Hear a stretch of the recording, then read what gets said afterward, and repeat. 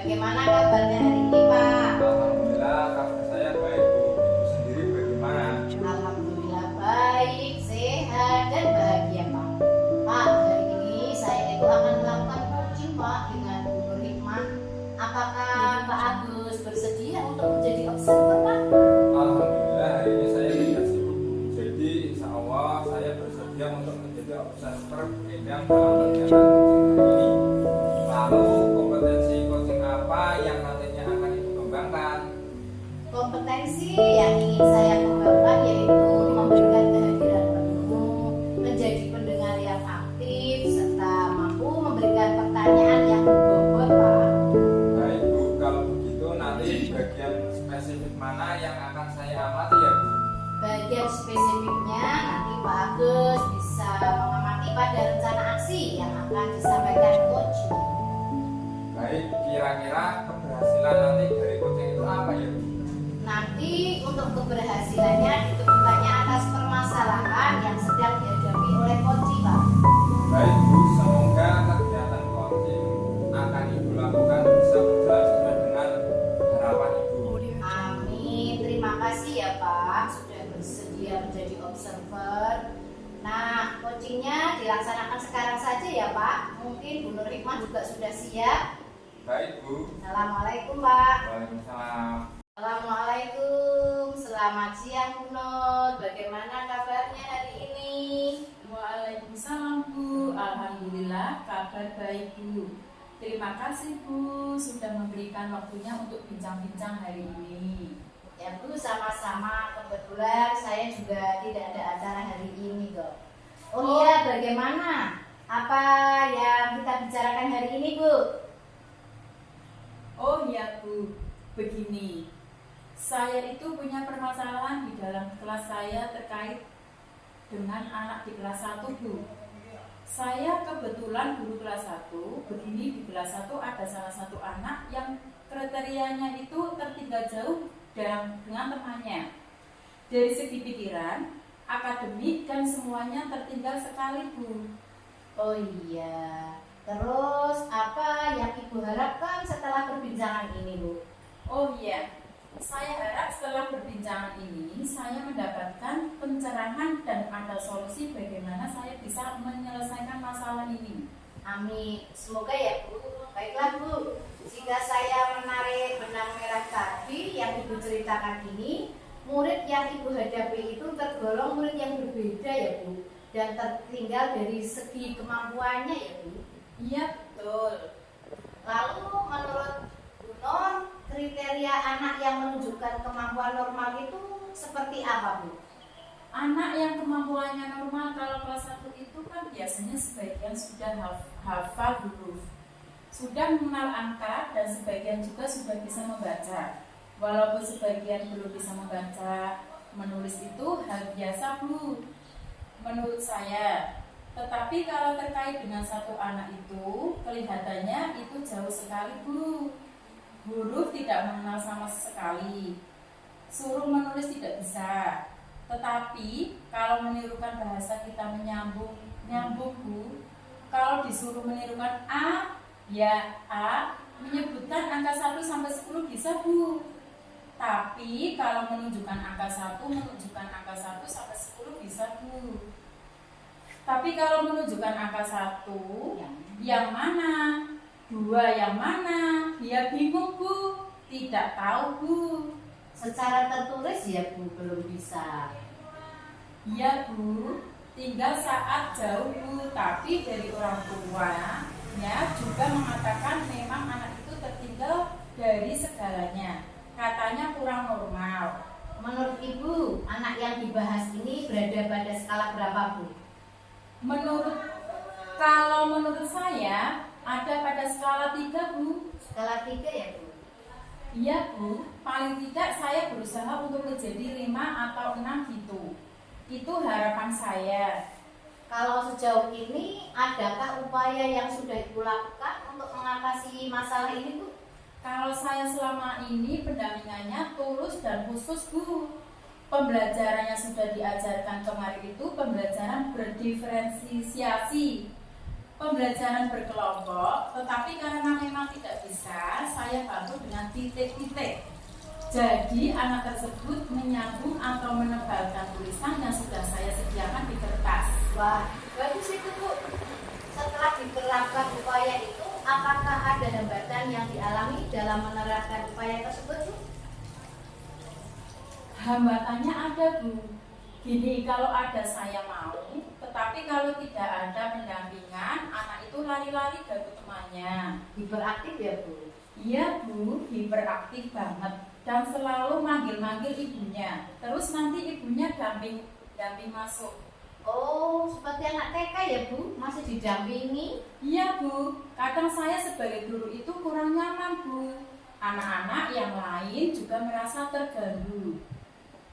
Pasti anak tersebut jadi manja juga ya Bu, karena ada orang tuanya. Terus, apakah hambatan tersebut sudah dapat diatasi Bu? Apa solusinya? Kalau saya kadang memberi masukan kepada orang tuanya Bu, berkaitan dengan anak harus dimandirikan. Tetapi namanya orang tua kadang tidak tega melepas anaknya, apalagi melihat tingkah anaknya seperti itu ya Bu. Padahal anak ibu yang membantu mengerjakan atau menuliskan tugas anak, justru anak malah tidak mau mengerjakan tugas. Saya sering bilang sama orang tuanya, tolong Bu di luar saja, anak biar dengan saya. Oh, berarti kalau tidak dengan orang tuanya malah tidak berangkat sekolah kemungkinan ya Bu. Ibu memang hebat, saya salut sekali dengan Ibu yang sudah menjadi guru yang sabar, telaten, dengan penuh keikhlasan menjadi guru kelas 1 dengan baik. Untuk menghadapi masalah ini sudah berupaya dengan sungguh-sungguh ya Bu. Tetapi maaf, apakah ada strategi atau cara lain yang dapat mengatasi masalah murid Ibu yang satu ini? Berhubung anaknya senang lari-lari, strategi lain gini Bu, anak itu saya suruh duduk di depan dekat dengan meja saya Bu. Jadi kalau mau lari-lari bisa langsung saya pegang dan saya langsung mengawasi. Karena kalau duduk di belakang malah lari-lari tidak kena, mengganggu teman lain. Terus apa komitmen Ibu dari strategi yang dibuat Ibu? Dan kira-kira kapan Ibu akan melaksanakannya? Komitmen saya akan terus telaten dan sabar menghadapi anak tersebut. Dan akan lebih perhatian serta tempat duduk anak akan saya atur ulang. Insya Allah besok akan saya laksanakan strategi tersebut Bu. Bu Nur Hikmah telah memilih dan komitmen itu dengan baik. Kira-kira adakah pihak atau orang lain yang dapat membantu Ibu dalam melaksanakan strategi tersebut Bu? Kalau untuk membantu saya guru kelas 2 Bu. Oh, guru kelas 2. Ya Bu, karena guru kelas 2 ruangannya dekat dengan kelas saya. Jadi kalau anak tersebut lari-lari, yang membantu bukan orang tuanya lagi tetapi guru lain. Jadi orang tuanya tidak masuk kelas. Assalamualaikum Bu Endang. Waalaikumsalam Pak Agus. Alhamdulillah ya Bu. Tadi Bu Endang telah melakukan coaching dengan Bu Nur. Sebelum penutupan ya Bu, saya akan menanyakan pasca observasi Bu. Ya Pak, monggo. Pertanyaan yang pertama, apa saja yang sudah dilakukan coaching tadi Bu? Di coaching ini saya sudah melakukan dengan alur tirta Pak. Menanyakan tujuan, identifikasi, kemudian rencana aksi dan tanggung jawab. Sehingga alur tersebut bisa menggali kunci untuk menceritakan permasalahan dan menemukan solusi-solusinya Pak. Wah, hebat sekali ya Bu. Saya juga sependapat. Tadi saat proses coaching yang dilakukan Bu Endang sudah sesuai dengan alur kita ya Bu, di mana Bu Endang sudah menggali potensinya Bu Nur Hikmah dengan pertanyaan yang berbobot sehingga Bu Nur mampu menemukan solusi untuk mengatasi permasalahannya. Sekarang pertanyaan yang terakhir, kompetensi apa lagi yang ingin dikembangkan oleh Bu Endang berdasarkan hasil dari coaching tadi? Jadi gini Pak, kompetensi yang ingin saya kembangkan adalah dengan cara lebih memahami lagi proses coaching, sehingga saya bisa melakukan coaching yang lebih baik lagi dari hari ini, Pak. Oh begitu ya Bu. Semoga kedepannya nanti kita juga bisa melakukan coaching yang lebih baik lagi. Demikian observasi yang sudah saya lakukan, semoga bermanfaat dan lebih baik lagi. Terima kasih ya Pak.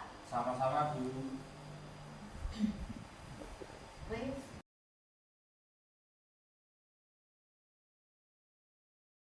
Assalamualaikum Pak Har. Waalaikumsalam Bu Novita. Bagaimana kabarnya hari ini? Alhamdulillah baik Bu. Alhamdulillah ya Pak, masih dalam lindungan Allah Subhanahu Wa Taala. Amin. Ini Pak, panjenengan hari ini sibuk tidak ya? Kalau misalkan tidak sibuk, saya minta waktunya sebentar, bolehkah Pak? Tidak Bu, kebetulan hari ini saya tidak ada kegiatan. Ini Pak, saya hari ini mau mengadakan coaching sama Bu Endang. Kalau berkenan, saya minta Bapak untuk menjadi observator. Gimana Pak? Insya Allah siap membantu Ibu. Lalu kompetensi apa yang Ibu Novita kembangkan? Oh iya, saat coaching nanti yang akan saya kembangkan yaitu yang pertama memberikan kehadiran penuh, kemudian menjadi pendengar yang aktif, dan tentunya akan memberikan pertanyaan-pertanyaan yang berbobot pada coaching nanti. Lalu bagian spesifik mana yang perlu saya amati dalam coaching? Nanti kegiatan yang diamati yang rencana aksi ya Pak. Saya harapkan nanti si coaching bisa menemukan solusi atas permasalahan Pak. Untuk indikator keberhasilannya Bu dalam coach ini kira-kira apa ya? Oh, dalam kegiatan coach nanti saya amati Bu Endang sebagai coaching bisa menemukan solusi permasalahannya Pak. Untuk coach kegiatan ini semoga bisa berjalan lancar ya Bu. Ya Pak, berarti kegiatan coaching bisa saya laksanakan mulai sekarang ya. Silakan Bu, bisa dimulai. Terima kasih Pak. Ya Bu, sama-sama. Waalaikumsalam Bu Novita. Bagaimana kabarnya hari ini Bu? Alhamdulillah Bu, baik, kabar saya sehat. Alhamdulillah ya Bu, masih diberikan nikmat sehat dan dalam lindungan Allah Subhanahu Wa Taala. Kalau boleh tahu, kelihatannya Bu Ida masih ada masalah ya Bu? Iya nih Bu, sebelumnya apakah Bu Novita punya waktu untuk mendengarkan keluh kesah sekarang ini Bu? Oh iya, kebetulan saya hari ini tidak sibuk Bu. Silahkan kalau Ibu mau cerita. Sebelumnya saya ucapkan terima kasih ya Bu atas kesediaannya Bu Novita untuk mendengarkan keluh kesah saya. Gini Bu, saya akan mendapatkan tugas dari kepala sekolah untuk menyeleksi dan melatih siswa, khususnya kelas saya yaitu kelas 6 Bu, untuk mengikuti lomba pidato bahasa Jawa dalam rangka FTBI tahun ini. Kepala sekolah itu mengharapkan mendapat juara 1 Bu di tingkat kecamatan. Padahal siswa kelas 6 ini kalau ditawari mengikuti lomba apapun pasti tidak mau Bu. Inilah yang membuat saya resah Bu. Jadi seperti itu ya Bu Ida. Yang punya masalah siswanya tidak mau mengikuti lomba. Padahal Bu Inang sendiri dipercaya oleh kepala sekolah untuk melatih peserta lomba dan harapannya memperoleh juara 1 ya Bu. Coba Bu Endang bisa ceritakan tidak secara detail masalahnya itu apa? Bisa Bu, begini. Siswa kelas 6 itu kalau ditawari lomba apapun pasti tidak mau. Setelah saya telusuri satu persatu, mereka itu tidak bersedia mengikuti lomba pidato ini karena mereka tuh kesulitan dalam menghafal teks pidato Bu. Dan sebagian siswa juga menjawab, halah paling kalau mengikuti pidato itu tidak pernah juara. Nah itu Bu yang menjadi pikiran saya Bu. Oh gitu ya Bu. Kira-kira menurut Ibu apa yang menyebabkan anak itu beranggapan sulit untuk menghafalkan teks pidato itu? Apa ya? Gini Bu, sebagian besar anak-anak menjawab sulit menghafal pidato itu karena alasan mereka teks pidatonya itu terlalu panjang Bu, dan menggunakan bahasa yang sulit. Mereka mengerti karena apa itu? Ya, bahasa mereka dalam sehari-hari kan menggunakan bahasa ngoko ya Bu, dan bahasa Indonesia. Jarang sekali yang menggunakan bahasa kromo. Padahal teks yang saya buat karena untuk lomba, makanya saya buat kromo. Jika pun ngoko ya ngokonya halus kan Bu. Jadi mereka sulit menghafal, bahkan males kalau menghafal Bu. Oh gitu. Kemudian Bu, berangkat dari masalah tadi ya Bu, kira-kira apa sih sebenarnya yang diinginkan dari Bu Indah? Sebenarnya keinginan saya itu mudah, simpel saja Bu. Saya menginginkan anak-anak siap dan semangat untuk menghafal dan latihan pidato, sehingga menjadi juara sesuai harapan kepala sekolah dan khususnya sekolah ini pada umumnya. Saya akan melatih anak-anak dengan telaten dan sabar Bu. Wah bagus Bu, harapan Bu Indah sangat luar biasa. Sebenarnya tiap guru juga pasti menginginkan hal yang sama ya Bu. Lalu ide apa yang Ibu akan harapkan sehingga anak-anak termotivasi untuk mengikuti pidato tersebut? Begini Bu, saya punya ide. Karena anak-anak beralasan teks pidato terlalu panjang dan susah dimengerti, saya akan membuat teks yang lebih pendek lagi dan meringkas, serta menjelaskan kata-kata yang sulit dimengerti yang belum dikuasai oleh anak. Selain itu juga, saya juga akan menerangkan maksud dari isi pidato tersebut Bu. Keren, luar biasa idenya Bu. Saya juga sependapat loh Bu dengan ide Ibu. Lalu apakah ide Ibu sudah diterapkan? Bagaimana dengan respon anak? Ya, alhamdulillah Bu. Kemarin sudah saya terapkan ide tersebut Bu. Namun setelah mereka mau menghafal dan saya sudah memilih anak yang menghafal tersebut, ada kendala lagi nih Bu. Anaknya kok susah berekspresi, wajahnya itu susah dibentuk, padahal sudah hafal 90%. Walaupun resah ya berkurang Kak, tetapi saya masih tetap resah ya. Karena untuk mendapatkan juara itu mestinya ekspresi lebih dominan ya Bu. Karena dalam penilaian pidato itu kan tidak hanya hafal, tetapi ekspresinya juga ada penilaiannya ya Bu. Kalau begitu, ada rencana lain tidak Bu untuk melatih anak berekspresi yang lebih baik lagi? Ini yang masih saya pikirkan. Tapi kalau seperti ini bagaimana ya Bu? Menurut Ibu, saya akan mengatur waktu agar anak belajar ekspresi secara kontinu, secara terus-menerus. Selain itu, saya juga akan memberi motivasi yang baik untuk anak yang sudah terpilih itu. Saya juga minta bantuan orang tuanya agar bisa melatih ekspresinya di rumah. Sehingga anak latihannya tidak hanya di sekolah Bu, tetapi di rumah juga bisa latihan dengan orang tuanya. Ide yang bagus itu Bu. Berarti Ibu mengikut sertakan peran orang tuanya ya Bu untuk melatih anaknya. Iya Bu, tapi kenapa saya kok dulu tidak memikirkan hal itu ya Bu? Belumnya. Baik Bu. Jadi kapan Bu panjenengan mau mulai ide itu? Ya Bu, sebetulnya sesegera mungkin itu. Insya Allah nanti malam dah saya akan memulai membuat jadwal latihan.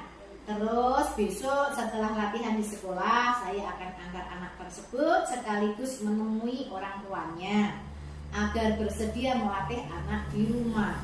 Dan saya juga memberikan cara melatih pidato yang efektif. Maaf Bu, kan tidak semua orang tua bisa melatihnya ya Bu.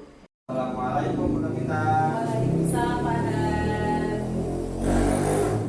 Tadi itu kan sudah melakukan coaching, bagaimana hasilnya Bu? Alhamdulillah Pak, saya bisa melakukan coaching dengan Bu Indah, bisa berjalan lancar. Bu Indah juga sudah menemukan solusi atas permasalahannya. Alhamdulillah Bu. Bagaimana ketercapaian kompetensi yang dicapai dari hasil coaching tadi Bu? Ya baik Pak. Apa yang sudah dilakukan dari kegiatan ini? Dari coaching ini Pak, saya berusaha hadir secara penuh untuk fokus mendengarkan cerita dari Bu Endang dan menjadi pendengar yang aktif dan berusaha memberi pertanyaan yang berbobot untuk menggali potensi diri Bu Endang. Gitu Pak. Setelah saya tadi mendengarkan coaching, sudah menjalankan alur cerita ya Bu, jenengan sudah mampu memberikan pertanyaan yang berbobot sehingga potensi diri Bu Endang bisa tergali ya Bu. Terima kasih Bapak atas observasinya, penilaian diri. Semoga hasil dari observasi dari jenengan, saya bisa meningkatkan kompetensi saya dalam melakukan kegiatan coaching berikutnya. Sekali lagi, terima kasih ya Pak. Assalamualaikum. Waalaikumsalam.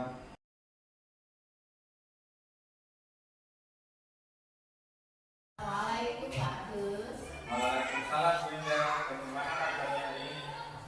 Alhamdulillah baik, sehat. Bu, apakah Ibu bersedia kalau saya akan meminta waktu sebentar saja? Insya Allah bersedia Pak. Kebetulan hari ini saya tidak ada acara. Bagaimana ya? Begini Bu, saya hari ini mau mengadakan coaching sama Bu Novita. Kalau benar, saya meminta Ibu untuk menjadi observan. Dan gimana ya Bu? Bisa Pak. Lalu konsep kucing apa yang Pak Agus gunakan Pak? Konsep coaching yang akan saya kembangkan menjadi pendengar yang aktif, memberikan kehadiran penuh, kemudian memberikan pertanyaan-pertanyaan yang berbobot kepada Ibu nanti. Ya, lalu bagian spesifik mana yang akan Bapak amati dalam proyek ini? Yang perlu saya amati? Nanti kegiatan yang diamati yang rencana aksi ya Bu. Saya harapkan nanti si Bu Novita bisa menemukan solusi atas permasalahannya. Untuk indikator keberhasilannya Pak, dalam Pak Agus ini kira-kira apa ya? Oh, dalam kegiatan saya nanti akan mengamati Bu Novita sebagai coaching, bisa menemukan solusinya permasalahannya Bu. Semoga untuk Pak Agus kegiatan ini semoga bisa berjalan lancar ya Pak.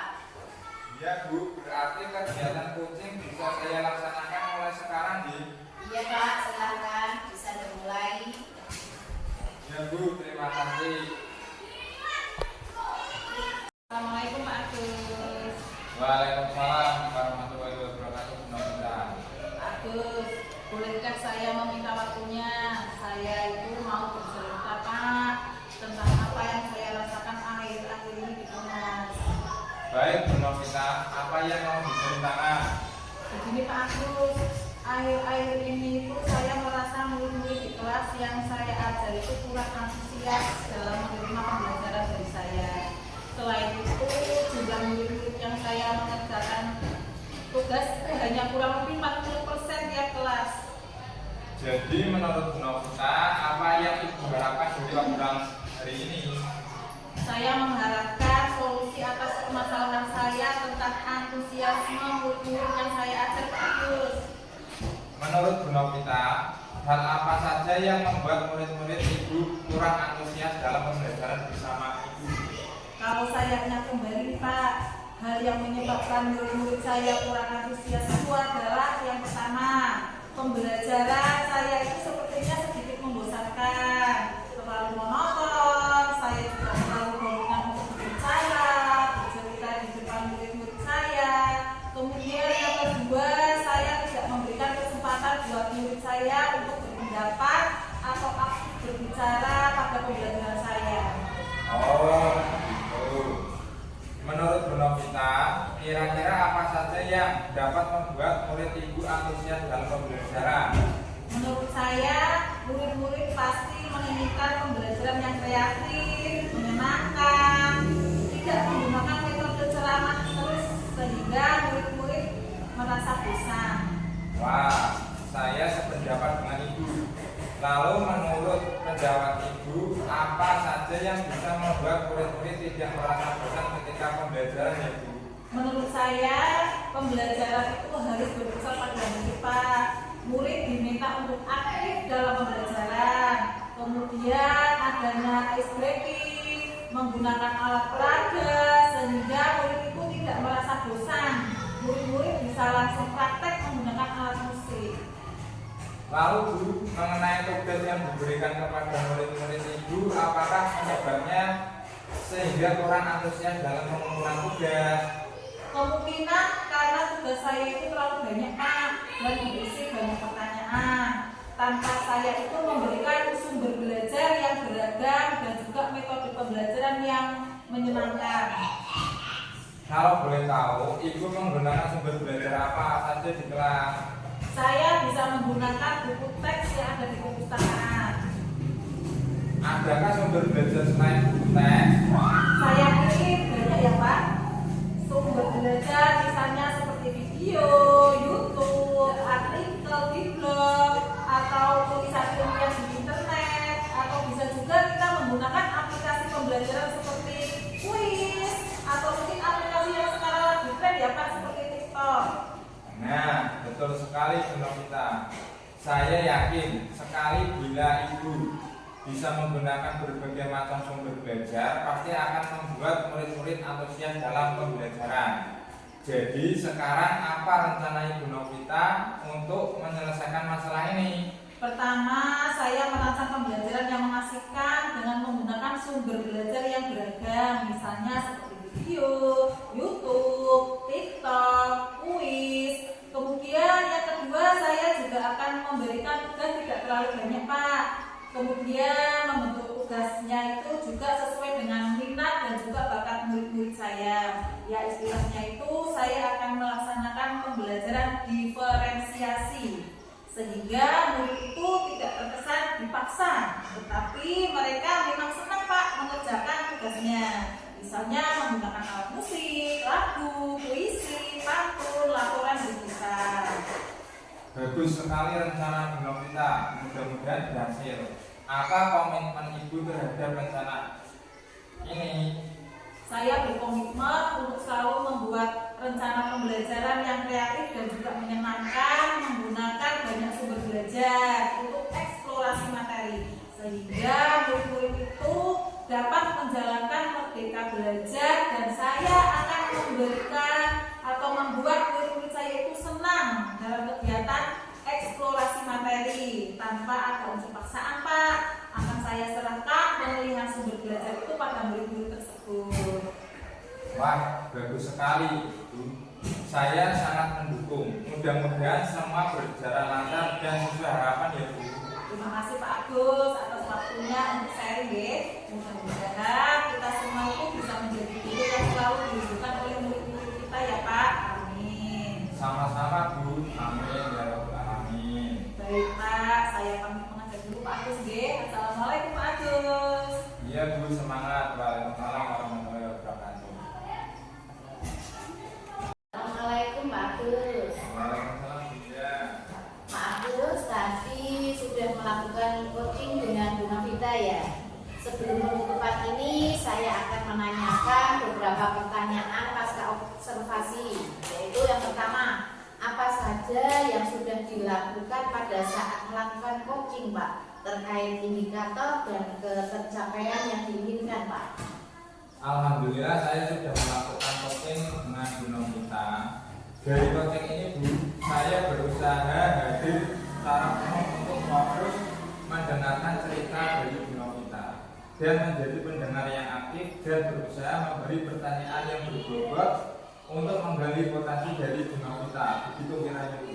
Iya betul Pak Agus, itu tadi sudah menanyakan pertanyaan yang berbobot untuk menggali potensi ya, sehingga Bu Novita bisa menyelesaikan permasalahannya dengan baik. Serta coaching tadi juga sudah sesuai dengan alur Tirta ya Pak, yaitu menyampaikan tujuan, identifikasi, rencana aksi, dan tanggung jawab.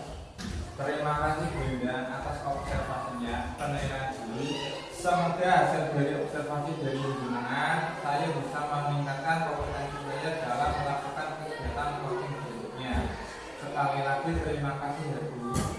Amin. Ya sama-sama Pak Agus. Semoga kita semua menjadi guru yang berbahagia, bersama-sama mengatasi permasalahan